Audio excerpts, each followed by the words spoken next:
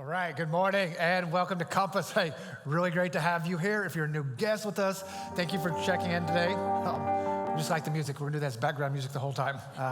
Hey, if you're checking in on Facebook Live, so glad you're checking in with us this morning as well. So you guys ready for a little forensic faith, right? Fired up for round 2 of the series? Because I know nothing tugs on the heartstrings like a great apologetic series, which is what we're gonna do. Totally kidding, this is gonna be great. I do really think this is gonna be so helpful to so many of us, so many people. One of maybe the most important critical topics right now in our culture that we can deal with. And maybe you're in the room and maybe you're the one going, well, I just love Jesus with my heart, right? Like I know in my heart that Jesus is real and he's watching over me. To which I would say, yes, awesome for you. I love Jesus with my heart also. I'm very passionate about Christ and the things of God. You also need to love him with your mind, right? Do you know why? Because Jesus tells us to love him with our mind. In fact, he's going to include it as part of the greatest commandment, right? So Matthew records this scene in his letter where you've got this religious expert teacher that comes to Jesus and he's putting him to the test. And so he asks him, which commandment is the greatest, right? Do you know? There's lots to choose from. Which is it? And of course, Jesus knows because he's Jesus. And here's how he responds in Matthew chapter 22. He says this, you must love the Lord your God with all of your heart and all of your soul and all of your mind. So this is the first and it's the greatest commandment. Okay, so what's fascinating here about how Jesus says this and about how Matthew records it is he's actually quoting right here, Jesus, from the Old Testament, from the book of Deuteronomy, chapter 6, verse 5. But in that passage, Moses actually uses the word strength instead of the word mind. So Jesus is intentionally exchanging the reference there from strength to the word mind. And the word that he uses and Matthew records in the Greek, it's this word here, dianoia, right? This is the word he uses, which means this. It means our mind, and it means our understanding. It means the mental process. So Jesus intentionally exchanges the reference there because he not only wants us to love him with our heart and with our soul and with our strength, but he also expects us to love him with our minds, right? To use your intellect to understand the reasoning and the evidence for our faith, which, by the way, that's an act of worship, to use your mind to love God, and should really encourage some of you in the room who are much more methodical and you're much more rational in your approach to faith. All right, so why do we care, right? And what does that look like? Okay, I'm gonna tell you, Pastor Drew, if you were here last week, kicked off our series. He set it up. If you missed that, I would encourage you, go online, see the setup to this series. We talked about our goal is that we would know as followers of Christ why we believe, right? That our response to the reason for why it is that we believe can't just be, well, because I do, right? Or I grew up in a Christian home, or we live in Dallas, Fort Worth, right? I'm a Cowboys fan, they're God's team, clearly I'm a Christian, whatever, right? We want to give you some tools and give you some evidence for the hope that you have, or the hope that we really want you to have for your faith and for these claims. And Pastor Drew talked about how, we have to know why. You should want to know why it is you believe what it is that you believe. So again, we've got a couple of different goals. One, to help those of us that do love and follow Jesus realize there is really good evidence to support the decision that maybe you have made and the belief that you have. And then also to give some evidence to maybe help some of you in the room to determine if Jesus is truly someone you want to follow or want to give your life or to believe in. C.S. Lewis says this. He says, Christianity is a statement which, if it is false, right? If it's not true, if there's no validity, it is of no importance, right? Not kind of some importance, not beneficial to you, no importance. And if it's true, then it's of infinite, unreal importance, right? The one thing that it cannot be is moderately important. Okay, so let's talk. Starting with this. So other religions, other belief systems, Hinduism, Buddhism, whatever, name the ism, those tend to be built, right, on concepts and ideas that their founder, that he champions, that they espouse, right? So they're really charismatic, they're a great thought leader, they're a thinker, and so they build some kind of following based on certain ideas they communicate really well. Okay, well, J. Warner Wallace, who wrote this book, Forensic Faith, we're building much of this series around, here's what he says. Those belief systems, they tend to rise or they fall on the basis of those ideas and concepts. So they had a really good idea. It seems to be working. We get a great following. If that idea is not working, maybe the following goes away. So they tend to be built on that. Watch this. Rather than the claims of a particular historical event, all right? So what does that mean? Christianity, even though it for sure has beliefs and it sure has ideologies, those proposals are directly connected to a singular validating historical event and occurrence, being the resurrection of Jesus Christ. So Paul, who writes much of the New Testament, he talks about this in his letter in 1 Corinthians over in chapter 15, where he basically says, okay, listen, if Jesus is still dead, right? If that guy is still rotting in the tomb, then you and I are to be pitied as a bunch of fools, right? Because there really is no reason for any of us at all to have hope beyond the grave. So go out and party and be an idiot and do whatever you want and be selfish, it doesn't matter, because tomorrow we die. So sin and death win. You're going back to the dirt. There really is no promise of good news or of life beyond that. So what Paul's doing there is he's rightly tying the very crux of our faith to the resurrection, right? That as Christians, if you can disprove the resurrection, well then Christianity and our faith, like Humpty Dumpty, falls down off the wall and it can't be put back together again, right? The entire thing crumbles if you remove the resurrection. So the resurrection provides an important distinctive for Christianity because of its reliability and evidential verifiability that separates what we believe, I would argue, from every other religious system or belief system. Because here's why, right? Anybody, everyone can make a personal or a private faith claim.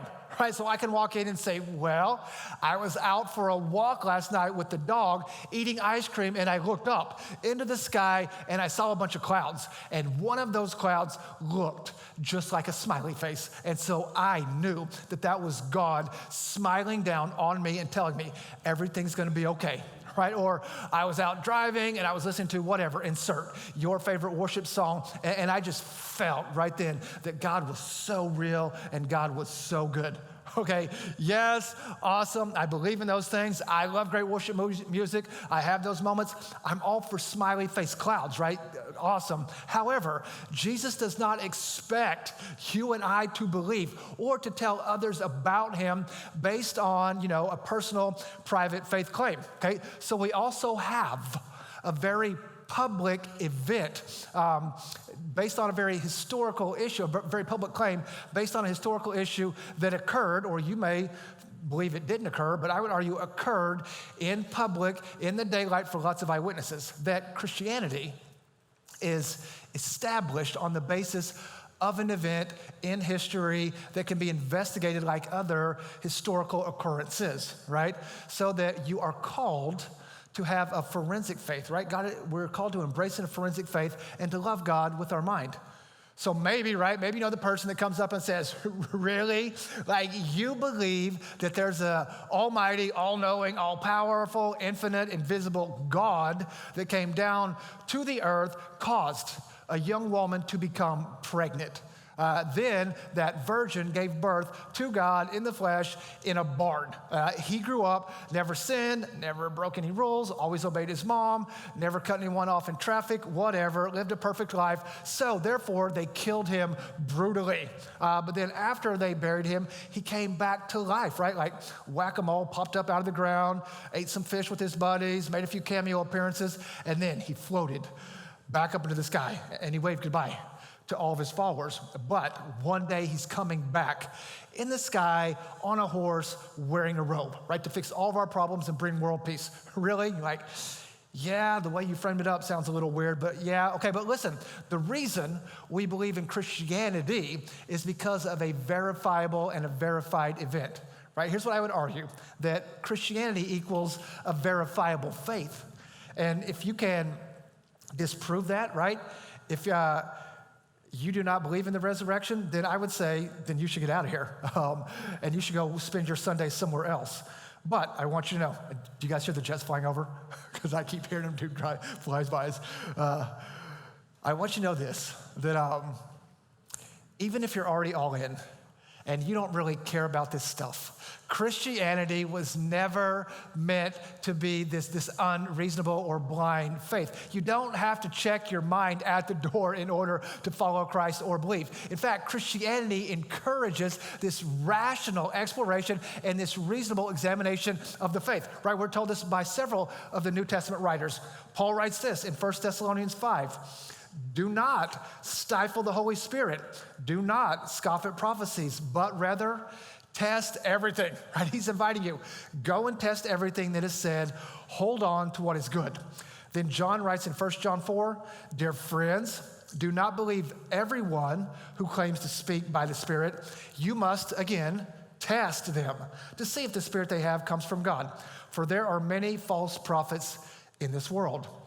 And then Paul writes again in 2 Timothy 3, but as for you, continue in what you have learned, right? So you've done some testing and become convinced of, right? You should have done the testing if you become convinced because you know from those who have learned it. So again, Christianity is intended, right? Meant to be reasonable. And even the writers about our scripture, they confidently challenge us to go out and investigate their claims. Go check them out because they have got nothing at all to hide. Because again, it all comes down to, so you know, an event, right? A historical, verifiable event and person. This for us, you've got to know. And if you're new to faith, this is the big E on the eye chart, that if you remove, right, the resurrection, then Christianity and your faith and my faith ceases to exist, okay? This is like, it's the key piece in the Jenga game. If you play Jenga, you're removing pieces. If you pull this piece out, the resurrection, okay, the whole thing crumbles, right? It all comes down.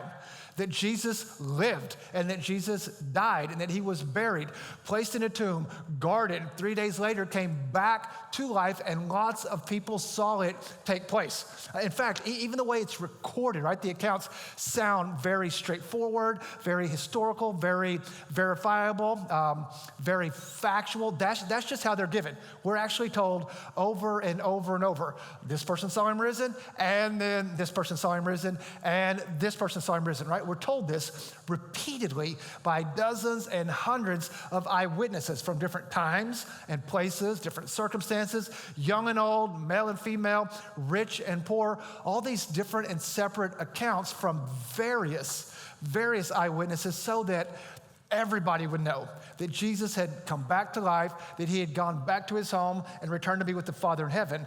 And even you get this long list of really diverse and really unique eyewitnesses, because back then they don't have Twitter, right? They don't have Instagram. They don't have YouTube to go and post a video or do a selfie with Jesus and put it out there for everyone to go watch and see that he's back. So this is the writer's way of saying, hey, you have questions? Totally, you should have questions. This is different. If you can go now and interview them, right, and ask them for yourself, because these guys are still alive. And they will all say the same thing. Jesus lived, Jesus died, Jesus was buried, and then he was back alive again. And this is what they will say, because this is what they actually saw. So with that in mind, I want to give you just a few lines of evidence for the confidence we have in what we believe. I want to talk about some different case makers today and give you 5 things to think through. And if you'd like to take notes, number 1, we're going to start with Jesus, right? How about just Jesus, Christ, the case maker? We'll begin with him. And as we talk about this, so we'll talk about direct evidence, right? Like the eyewitnesses, those that saw it, and indirect evidence, some other evidence, some circumstantial evidence that like any, cold case detective or whatever will oftentimes use in making their case. So indirect evidence as well. We'll get to the eyewitnesses in a moment. Jesus himself, we'll start with him, provided evidence in what we'll call miracles, right? This indirect evidence to support and to verify his claims. Listen to what Jesus says in John 10. It tells us this: Jesus answered, I did tell you, but you do not believe. So we had some conversation, you're not buying it. The works I do in my Father's name, those testify about me. Okay, so meaning the works or the miracles that he's performing, those testify, meaning they give some indirect evidence about him and his claims. Jesus supported his testimony, his claims, with miracles, and then he made the case for his authority based upon those miracles that he did. And like maybe you're here right now and you're going, all right, well, I am very scientific, right? Maybe you're more naturalist, you're more materialist. You believe in what you can see and you can taste and you can touch and you can test and you can repeat. You're into scientific theory and you're into scientific method, to which I would say, yes, high five, we are for you. I'm all for scientific method and theory. I believe that God creates physical body and creates galaxies and systems around the planet and the intricacy of our body. So as you study and learn about those, I believe it honors and complements, doesn't compete. So yes for that, but if you just limit yourself to physical, material, natural, what I can see, taste, touch, test, then you can miss out on other potential options, because miracles in and of themselves are not repeatable, right? You can't just go out and run a few tests on those, do it over and over. Can't test them. That's why they're miracles. So yes, we think you should find reasonable evidence. Also, we need it, we should have it, but we don't discount the miracles, right? Because they are powerful evidence for the claims Jesus is making and for what he's working. And then think about this. So one of Jesus, there were those close to Jesus that walked with him, saw his life, and they had doubts, right? Some of them had doubts, including his cousin, John the Baptist. So John the Baptist, he's the guy that when Jesus begins his ministry, he tells his followers, go and follow Jesus, right? This guy here, I'm not worthy to untie his sandals, follow him. He's the one we've been waiting for. But then shortly after, and John's doing the right things, but then he gets thrown into prison, and he's close to being persecuted and killed. And so he sends a messenger and says to Jesus, hey, are you the one? Or should we expect another? Which basically saying, hey, are you going to get me out of here, right? Because I thought that maybe you were the one, but I'm gonna need some proof, right? I'm gonna need something else right now. And here was Jesus' response to those messengers, Luke chapter 7. So he replied to the messengers, go back and report to John what? What you have seen and what you have heard. The blind receive sight, the lame walk, those who have leprosy are cleansed, the deaf hear, the dead are raised, and the good news is proclaimed to the poor. So Jesus at some level performs miracles as a demonstration, right, of his identity, of the claims that he is making. How about one of Jesus' disciples, Thomas? Maybe you're familiar with Thomas. He has a hard time believing and trusting that Jesus has actually resurrected from the dead, right? And he's even got a well-known episode for his uncertainty that he has, not believing. We nickname him Doubting Thomas. And Jesus is patient with him, right? He will even show him the scars from the crucifixion, actually invites him to come put his hands on the wounds in his side and in his hands, which again, I think is awesome, because Jesus is not going, just believe because I told you to, right? You don't need evidence, just do what I say. Or he's also not going, how does it make you feel? Or how does it make you feel? Or how does it make you feel, right? Just go with whatever works for you and whatever feels good. So he's going, hey, here is some evidence, right? Because Thomas starts out going, I don't know, I don't think it's true, right? Not sure. And so Jesus is probably thinking, this is gonna be so good. Maybe he knows, I don't know, if like Thomas has, he gets queasy and has a weak stomach. So he's like, hey, big guy, get over here, right? Come on and put your fingers in the wound. No, shove them all the way up in there, right? Thomas like, right? Maybe got a little sick doing that. I don't know, but we're told this. Jesus then says, blessed are those who did not see, right? Didn't get to put their hands in the wound and believed. However, he will continue, right, to do these works and signs and miracles as evidence for his claims, right? There's even another section where he forgives a lame man, right? He sees this lame man, forgives him, and they're like, how can you forgive sins? Oh, you're not sure I'm God? Well, how about I heal his legs, and then you can believe, right? So again, these serve as evidence for the claims he's making. All right, next two things I'm gonna put together as parts of evidence. Number two, if you're taking notes, just the eyewitnesses, right? Number two, the eyewitnesses, we'll call these the commissioned case makers. This is how Wallace describes them in the book. Commissioned case makers, and number three, the authoritative writers, which will be the canonical case makers. So just meaning the authoritative writers are the guys who actually wrote the books that are in your Bible. Both being the guys that walked with Jesus, saw what he did, and recorded that, and also being in these authoritative writers, guys like Luke, right? We read Luke's book, Dr. Luke, book of Luke, the book of Acts, who did not actually see the events that took place, but they are like investigative reporters, right? So think Fox News, CNN, the BBC, TMZ, wherever you're at on the scale, the guys that go and they talked to the witnesses and then they record their accounts for them. So some of the authoritative writers are kind of, again, like the investigative reporters showing up with a camera crew, right, and a microphone going, hey, here's the reports that we're hearing. You were there, what do you have to say? Right, that's the idea. And this is how Luke, right, starts out his letter in Luke chapter 1. He says this, verse 1, many people have set out to write accounts about the events that have been fulfilled among us. They used the eyewitness reports circulating among us from the early disciples. So again, the idea, the guys who saw it, right, that were there, and the guys who did the investigative research to verify the claims that are being made. And it sounds a lot like a courtroom drama, right? Calling my first witness, calling my next eyewitness to the stand. This is how it plays out, and this is how it sounds. So the first hearers of the gospel came to faith based on an evidential approach, right? You should know that. This is how they first start believing. Speaking of, let's go to the eyewitnesses. Why?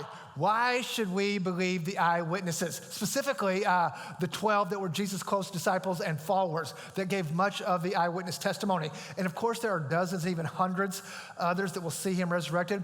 But let's talk about the 12. Because there have been lots of people of faith, for sure, that have made lots of claims that aren't necessarily true. So why believe these guys? I'd love to give you lots of different lines of evidence, but let me give you one compelling line of evidence to maybe help you with some of the confidence we have in the eyewitnesses. And you have to consider this. You have to consider the total transformation in the character of the disciples, the transformation that they had. Because they go from being these, spineless cowards, if you will, before Jesus resurrected, to being like these ultimate fighter, bold, not fearing death type dudes after they saw Jesus resurrected, right? So before Jesus resurrects, they went underground, they hid out, they don't want conflict. They do not want to get hurt. They don't want to face any sort of persecution on his behalf, right? And clearly the best example that many of us know are Peter, and know for sure, all of the disciples. They ran away and they laid low and they said nothing. It's just that Peter's denial is the one that gets recorded. And if you know this story, maybe you're new to the story, Peter does briefly try to follow Jesus and kind of stay close, but a little back in the shadows in the background to avoid any real attention on him or to avoid controversy or, for sure, the threat of harm until like a young girl, probably junior high age girl, starts to question him, right? Starts asking, hey, aren't you one of those guys that was with and following Jesus? And he's like, no, why would you say that? That's so dumb, right? If you read the story, do you remember what he does next? He starts to curse, right? It says that he starts swearing at her, like, shut up, you zit-faced little brat, right? Like, I don't know the guy, and I don't know what it is you're talking about. And then, like, he goes and changes his shorts because he's a coward, right? Like, I don't know if he literally had to change his shorts, but this is the picture we get, and this is his attitude. He is this coward who can't even stand up to the accusations of a little girl. And so he starts yelling really loudly and he starts screaming, trying to divert attention away from himself because he's terrified. And then Dun, dun, dun, right? Jesus resurrected. And Peter sees Jesus resurrected, and all of a sudden, right, like he goes full on John Wick, right? Except he doesn't kill anyone, but all of a sudden, man, he's got hair on his chest, and he gets a manly voice, right? And he goes from Chicken Little, the sky is falling, running around freaking out, to this brave, courageous guy that leads the charge in preaching the good news and being persecuted. True? Like eventually, Jesus' opponents come to Peter and say, hey, stop talking about Jesus, right? Like if you don't knock it off and stop talking about this resurrection thing, we're going to kill you. To how does at that point Peter respond? Does he run? Does he hide? Start cursing out little girls again? No, he's like, cool, man, bring it on. Because you killed Jesus and he came back to life, right? He resurrected. That's what happens to everyone that has faith in him. So, yeah, okay, you can kill me, fine, but I'm not going to be afraid because I'll be back, right? Like the Terminator stole that from Christians. I don't know if he really said that, but if he did, they stole it. But then they eventually say, okay, we're going to crucify you. To which at that point, Peter responds, all right, but just do it upside down. Because I don't deserve to die like my Lord and Savior. But you're not intimidating me. And I'm not hiding out like a coward because I'm Peter, the preacher man, right? Bold and courageous because I saw Jesus resurrected. And you could for sure say, and I get this, man, there have been lots of men and women who have bravely and boldly died for their faith, regardless of what that faith is. But something, right? Something transforms all these guys, because all of them get persecuted and martyred, except for John, who dies alone on an island. All of them go from cowards, because they were, to these noble martyrs. And if Jesus, again, back to Paul's point, if he's still dead and rotting, they don't become more courageous, right? Like they don't all of a sudden find a backbone if he's still dead and then go and die for a lie. Something created a change of heart for these guys. So that's one line. Maybe I'll give you some more in a couple weeks, but I find that very compelling. Let me give you a couple other things real quick. Two more aspects of Christian case making. Number 4, the early believers, right? Just the early guys, we'll call them continuing case makers. These are the guys who come right behind the eyewitnesses, the authoritative writers who lived in a really short season after those guys had passed on, that continue to champion and defend the evidence and the accounts of the person, Jesus, and the event, the resurrection. And you could go and you could go do your homework and find hundreds of these guys. We've got Justin Martyr and Tertullian and Quadratus of Athens, all these guys recording accounts as well. You could also do this. You can find people outside of the faith, Greeks and Romans and Jews that weren't Christian, non-believers who give accounts that they record of referencing the resurrection. And Drew even talked about this, if you saw the video last week, a few of those guys. And then number 5, real quick, that would be the current believers, which is the contemporary, the now case makers, which should be us, you and I, that at some point, right, sometime someone told you about Jesus if you're a follower of Christ.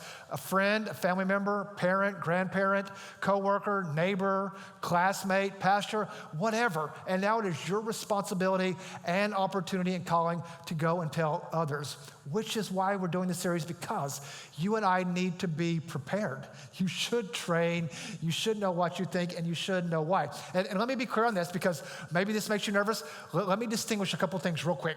Number 1, Paul writes this in Ephesians 4, and he says these words in verse 11, God, referring to God, gave some as apostles, and some as prophets, and some as evangelists, and then some as pastors and teachers. So you notice the word we highlight, I'm emphasizing some for sure, to be evangelists, which evangelists, those are the people that bring the good news. They go to an unchurched area or down to the restaurant or wherever, and they share the good news with people that don't know Christ. Okay, I fully understand, right? I'm totally clear.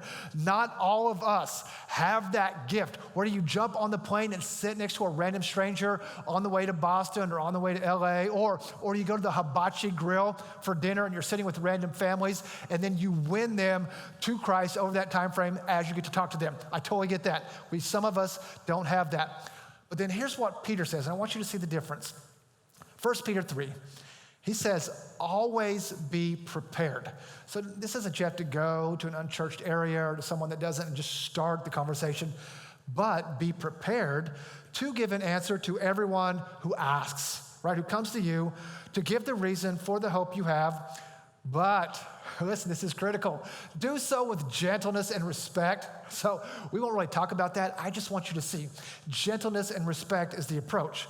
So he says, we're called to always be prepared to give an answer to everyone for the hope you have. So I heard a guy say recently, no one was won to Christ by our great defense for why we believe. Okay, that may be true. I don't know. And the point isn't to load the guns and go shoot people because I've got such a great airtight defense. But if someone asks with gentleness and respect, to be able to say, here's why. Right? I didn't just make this up, just didn't get in a whatever spiritual, emotional moment and do this. Like here's some evidence, okay? This is where we get the idea and the word apologetic, right? We talk about this whole concept of what we're doing in forensic faith, apologetics, okay? Which doesn't mean you have to go out and apologize for really dumb, crappy Christians, right? Now, there are times we might need to do that. That's not the idea here. Apologetics comes from the word apologia, which just simply means make the case. Right? Can you make the case for what it is you believe? Because I would say that right now, in an increasingly secular culture, it becomes our responsibility to train and to prepare to explain, with evidence and with verifiable research why we believe what we believe, which we're going to talk about some more next week, preparing and training. Because I don't know if you've noticed, I'm sure you have, we live in an increasingly hostile environment, right? Have you noticed? Like it has changed drastically even since I grew up and was a boy and going to school and going to church. So it's changed a lot. Fewer and fewer people identify as Christians. Like how many of you in the room feel really good, especially if you get outside of DFW, about walking into some restaurant or public forum and go, hey everyone, I am a Christian. I just really love Jesus. How cool would it be if he was here right now to do that whole water into wine trick? That would be awesome, right? We'd love that. You get it, right? There's just a lot of hostility and animosity that is floating around, right? Christians being attacked more fervently in the culture, more boldly, young people walking away, not because there's not evidence, just because they've been given a false narrative and they don't have the evidence to be able to push back, and so they think maybe not. So to prepare ourselves, right? To prepare the next generation and the future generations, we do. You really have to learn to embrace a forensic faith. You do. The word forensic comes from the Latin word forensis, which just means in open court, right? That's what the word means when we talk about forensic. In open court or out in public, meaning it refers to the process that like a detective or a prosecutor would use to investigate and establish evidence for a public debate or for a public hearing, which I know is not what a lot of us tend to think about when we think about religious belief and systems. But apparently it seems to be the kind of faith that Christ has called us to, right? So understand, you're not called to have unreasonable faith or to have a blind faith. Okay, what do you mean by that? Here, we'll close with these thoughts. First, you're not called to unreasonable faith. You're not, which is this: believing something in spite of the evidence. No one's called to that. Believing in spite of. So, which basically means this: the evidence that you have clearly refutes the claims you're making, but you refuse to acknowledge that evidence, so you keep hanging on to and holding on to what is categorically false. Right? So for example, because you need some humor and a funny story, years ago, whenever I was doing student ministry and working with junior high students, I had this one boy, he was middle school student, 12, 13 years named Marcus. And Marcus was my troubled child, but he was really funny. And so I would spend a lot of time with him because we had this great rapport, and I would always let him hang out with me. But he seriously overestimated his charm, right? And his appeal to women, if you will, which most junior high boys do. So we went to this conference in Southern California. So I take a couple buses of middle school students down to this conference, and we get there, and then I take Marcus. Again, my problem kid, I'm like, hey, come hang with me, dude. We're gonna go to Sam's, get some water, get some snacks, get some stuff, and then we'll go take it back to the other kids. So we're at Sam's, and we're walking around with our big cart, loading it up with water and snacks. And as we're walking by the aisles, a couple aisles over, there's this really attractive young woman. And Marcus, he taps me on my shoulder. He's like, hey, man. He's like, that's my girlfriend right there. I'm like, really? That girl over there, that's your girlfriend? He's like, yep, that's my girl, that's my boo, that's whatever they said back then. I don't know. I'm like, that girl over here, this like, first, really attractive, 10, 15 years older than you are, has a car and can drive and a job, right? Like that is your girlfriend.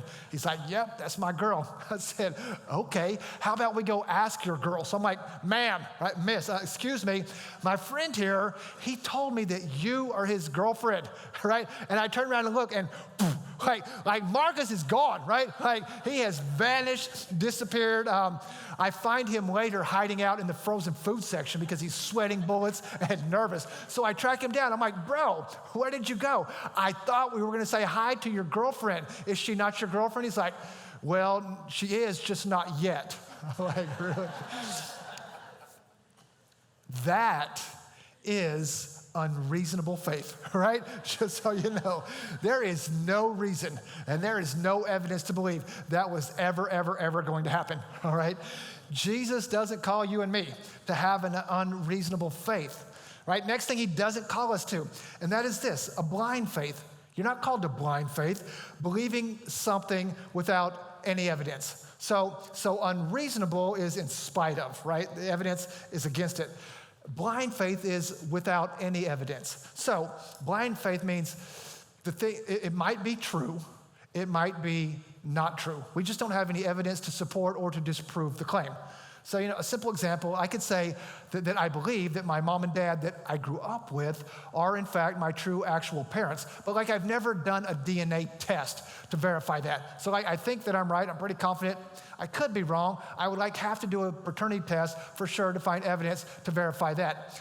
Blind faith, so hear me, blind faith could result in what you believe being true, right? It could, or you could have put your faith in something that is false. If evidence uncovers your claim to be not true, right? So it may be, may not be. We just don't have really any evidence to know. Jesus doesn't even call you to blind faith. I don't know, but I hope it's right. Not that. Here's what he calls us to, and the title for our series. He calls us to a forensic faith, right? To believe because of the evidence, not in spite, not without any, because of the evidence. And again, anybody can cite or can make claims about a private or personal religious experience. So, right, and that's great, right? I'm all for your private, personal experience, but we need something else to differentiate competing claims of various believers. And Jesus seems to expect his followers to believe because of the evidence. We are called to have a forensic, be able to make my case type of faith. So let's close out with this story. So I heard about this recently. I'm not sure how long ago it happened, but I heard recently about a guy that had gone to a yard sale in Nashville, Tennessee. So he goes to the sale and as he's rummaging through all the stuff in the yard and sale, he comes across this yellowed, rolled up document, right? It looks distressed, like it's aged, like something out of antiquity. So he goes, he's curious what it is. He unrolls it. It's a replica of the Declaration of Independence, which I don't know if he's a history buff or what, but he purchased it and he thought, man, this is really cool. I like this. I'm gonna go put this up in my garage, which is what he did. He purchased it from the yard sale, puts it in his garage, where it stayed up in his garage for 10 years on the wall in the garage until eventually he got married, right? And then as he and his wife were trying to consolidate their two lives down into one house, she looked at him and basically said, you are a bit of a pack rat, right, guys? Bit of a pack rat. You've got a lot of stuff, and some of that stuff has got to go. So they start going through the house and the garage and going through all this stuff, doing that whole, stay or go, stay, go, does it bring me joy? Smell it, hold it close to your heart, right? Whatever, right? Just checking it out. As they're doing that, they get to the Declaration of Independence, right? And again, the question, stay or go. And his wife basically says, you got to choose between that or me, right? Some stuff has got to go. So he says, all right, go, right? It's got to go because if mama's not happy, nobody's happy. So he takes it down. Well, he doesn't throw it out in the dumpster, which I probably would have done, right? Doesn't throw it in the dumpster. He takes it to a thrift store downtown Nashville. So it's Music City Thrift Shop. And then a few days later, a guy named Michael Sparks comes along, he's rummaging through the bins, looking at stuff, checking out different things, and he comes across this copy of the Declaration of Independence. And he thinks, hey, maybe another history buff, that's cool, Declaration of Independence. It says on the tag, $2.48. That seems like a bargain. I'm gonna grab it and take it home. And so he does. And I was just rereading the story last night. He's got it at his house, and for like a year, it sits at his house, and then one day a buddy or someone's over, and they're looking at this, and they're like, hey man, where did you get this? Are you sure that it is fake? It's like, I don't know, like you should go have this checked out. So he does, man. He gets a request in to have someone come and look at it, and it turns out it is one of 200 copies that John Quincy Adams had commissioned to be made back in 1820, which if I read the report right, there's only 30 some that they can identify that they know where they're at today. So one that he had made and spread around the country. Well, then Michael Sparks turns around and he sells that copy of the Declaration of Independence for over $400,000, right? In fact, it was almost $500 that he got for that particular copy, which not bad for a $2 thrift, huh? So of course, the story makes the news in Nashville. Well, guess who hears about the story on the local news? Right? The previous owner, a guy named Stan Caffey, who's got a $400,000+ copy of the Declaration of Independence that's set in his garage for a decade, right? Like, can you imagine the conversation he and his wife had that night? I promise that was rough. Here's what I can tell you with absolute certainty. That dude never threw anything else away ever again, right? I don't care what his wife said. Nope, he'll give me money. Okay, here's the point, right? Here's where we're going. The point is, the very last thing you and I ever want is to miss out on some invaluable treasure or cause somebody else to miss out on it because we didn't examine the evidence and compel ourselves or help compel them by giving an answer to everyone that asks to cash in on this greatest news, greatest promise, greatest hope ever from a Savior who wants not just our hearts, but also our mind. So I want to encourage you as we continue this series, and I'll even give us some resources in a couple weeks to go and check this out, right? You don't have to be like some major buff. Like, it's not my field of expertise, but I do enjoy knowing guys like J. Warner Wallace or Ravi Zachariah. Guys, go watch their videos, go read their books. It will help compel you to recognize we have great reason, great evidence, not to load the barrels in the gun so you can shoot people and put them down who disagree, but so with gentleness and respect, you can give an answer to everyone that asks for the hope that you have, and an event and a person that we can investigate and have great confidence in. And if you're new to church, right, and maybe you've wrestled with this, we want this to be a safe place where you can ask questions. And maybe you don't get there. Our hope is you do. But we want you to see we're not asking you to believe because of blind and unreasonable faith. We do feel like we have a forensic faith, and we would love to tell you more about that. You can head out the doors to the right after service. I would love to meet you or some of our pastors and talk. Thank you guys for being here. Let's pray. We'll wrap it up. Heavenly Father, we thank you for being a good God who doesn't ask us to believe in unreasonable fairy tales, but that gives us a person and an event that happened in history that we can go to and find evidence that would give us a great deal of humble but certain confidence in why we chase after you and in the hope that we have. So I pray we would take this seriously and realize in a changing, rapidly changing culture, we have a responsibility to be ready, to not fear that, but see it as an opportunity and prepare ourselves. And then again, for those that are searching, asking, not sure, that we would just be a safe place to have the conversation. And maybe for the person in the room that's ready to meet Jesus today, they would make that decision. God, we do love you, and we pray these things in your son's name.